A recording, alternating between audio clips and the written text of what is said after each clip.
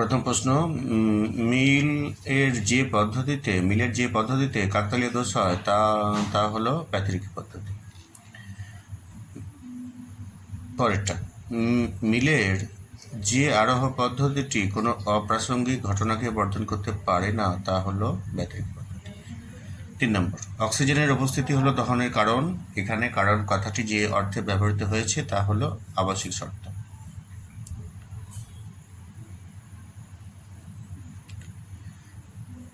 4 নম্বর, শক্তির অবিনশ্বরতার সূত্রটি হলো কারণের পরিমাণগত লক্ষণ। বৈজ্ঞানিক আরোহ অনুমানের সিদ্ধান্তটি কোন প্রকার বচন? সামান্য সংশ্লেষক বচন। কারণ শব্দের দ্বারা পর্যাপ্ত আবশ্যিক শর্তকে নির্দেশ করেন। I am copy.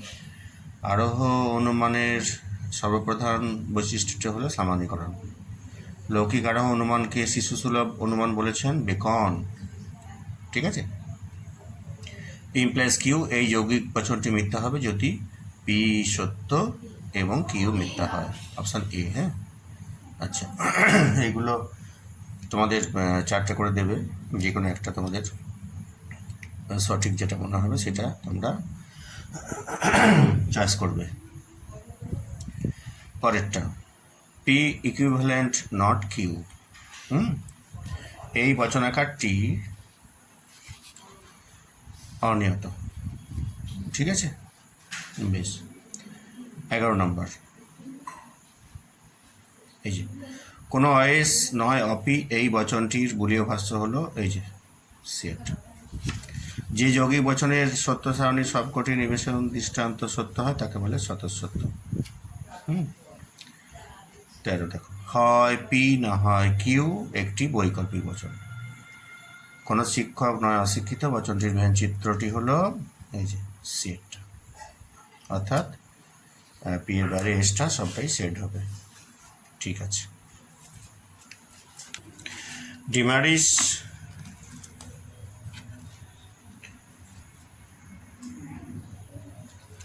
ডিমারিস মূর্তিটি বইতে হয় প্রথম সংস্থানে, চতুর্থ সংস্থানে। হ্যাঁ, তারপরে প্রাকল্পিক নিরপেক্ষ যুক্তির কোন বাক্যটি প্রাকল্পিক বচন? প্রধান আশ্রয় বাক্যটি। অধীন বিপরীত বিরোধিতা হয় আই আর ও বচনের মধ্যে। তারপরে কোনো বৈধ নিরপেক্ষ ন্যায় অনুমানে সিদ্ধান্তে পক্ষপাত ব্যাপ্য হলে তাকে অবশ্যই পক্ষ আশ্রয় পক্ষ ব্যাপ্য হতে হবে। এই নিয়মটি লঙ্ঘন করলে যে দোষ হয় তা হলো অব্যাপ্য পক্ষ দোষ। যে বচনে কেবল বিধেয় পদ ব্যাপ্য হয় তা হলো ও বচন। বচনের বিরোধানুমান হলো এক প্রকার অমাধ্যম অনুমান। তারপরে বৈধ অবরোহ যুক্তির সকল আশ্রয় পক্ষ সত্য হলে সিদ্ধান্তটি হবে সত্য। একটি আদর্শ নিরপেক্ষ বচনের অংশ হলো 4টি। লোগোস শব্দটির অর্থ হলো চিন্তা। বৈধতা এবং অবৈধতা প্রশ্নটি হলো এই অবরোহ যুক্তির সঙ্গে যুক্ত। ঠিক আছে। এরপরে দেখো,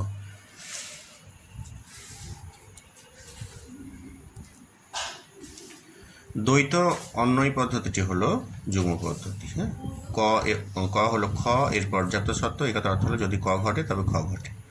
আরোহ অনুমানের বস্তুগত ভিত্তি হলো পর্যবেক্ষণ ও পরীক্ষণ। ঠিক আছে, দেখতে পাচ্ছ 3 নম্বরটা। তারপর 4 নম্বর, সাদৃশ্য।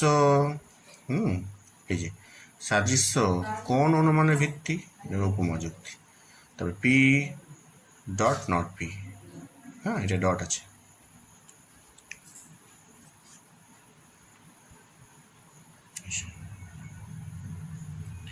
পি ডট নট পি, এই বচনাকারটি হলো সত্য মিথ্যা। কোনো অয়েস হয় পি, এই বচনটির বুলীয় ভাষ্য দেখো ডি। আচ্ছা, অ্যান্সার ডি অপশানটা হয়েছে। তারপর দেখো, পি অথবা Q not P therefore Q, এই যুক্তির আকারটি হলো বৈধ এমটি। আচ্ছা, তারপর দেখো, পক্ষ আশ্রয় বাক্য ছাড়া অন্য যে স্থানে থাকে তা হলো সিদ্ধান্তের উদ্দেশ্য স্থানে। তারপরে একই উদ্দেশ্য ও বিধেয় বিশিষ্ট দুটি সামান্য বচনের মধ্যে যে বিরোধিতা অবস্থান করে তাকে বলা বিপরীত বিরোধিতা। পরেরটা, প্রতিটি নঅর্থক বচনের বিধেয় পদটি অবশ্যই ব্যাপ্য হয়। আরোহ যুক্তির সিদ্ধান্ত সবসময়ই সম্ভাব্য। যদি কোনো অবরোহ যুক্তির সিদ্ধান্তটি সত্য হয় তবে যুক্তিটি বৈধ বা অবৈধ হবে। আচ্ছা, তারপর দেখো 13টা দেখো এই অন্যয় পদ্ধতি, হ্যাঁ 14টা ভিজা কাঠে অগ্নিসংযোগ ধূম সৃষ্টির কারণ। ভিজা কাঠে অগ্নিসংযোগ ধূম সৃষ্টির কারণ, এখানে কারণ কথাটি হচ্ছে পর্যাপ্ত ও আবশ্যিক শর্ত। পরিমাণের দিক থেকে কারণ ও কার্য সমান এই কথা মনে করেন কার্ভেদ রিড। আরোহ অনুমানের সমস্যাটি হলো বৈধতা নির্ণয়। এখানে হবে কি হবে এটা, আরোহ অনুমানের সমস্যাটি হলো 4টা অপশন আছে, এটা হবে সামান্যীকরণ। হ্যাঁ ঠিক আছে। তারপর দেখো কোনো সত্যাপেক্ষক যৌগিক বচনের সত্যমূল্য নির্ভর করে শুধুমাত্র অঙ্গবচনের ওপর। তারপরে যদি পি বেল কিউ অর্থাৎ পি অথবা কিউ মিথ্যা হয় তাহলে পি ইকুইভ্যালেন্ট কিউ এর সত্যমূল্য হবে সত্য। অশূন্য বা সাত্ত্বিক শ্রেণীর ভেন চিত্রটি হলো এই যে বি এরটা হবে উত্তর। 20 দেখো প্রাকল্পিক নিরপেক্ষ ন্যায় যুক্তির প্রধান আশ্রবাক্যটির অংশ দুটি হলো পূর্বগ ও অনুগ। তারপরে 21 নিরপেক্ষ ন্যায়ের সংস্থানের সংখ্যা হলো 4টি সংস্থান আছে আমরা জানি ফিগার।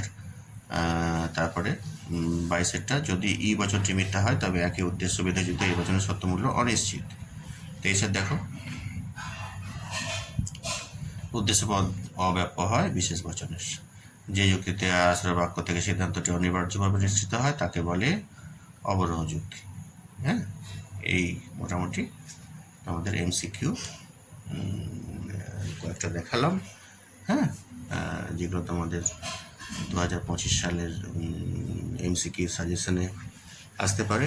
হ্যাঁ অবশ্যই দেখো লজিক থেকে এই শর্ট কোশ্চেনগুলি এমসিকিউগুলো। এরপরে আমি আরও কয়েকটি এমসিকিউর ভিডিও করব, তোমরা পরপর দেখবে, ঠিক আছে। এটা পার্ট 1 এরকম হলো ব্যাপারটা। হ্যাঁ ঠিক আছে, রাখছি, ভালো থাকবে।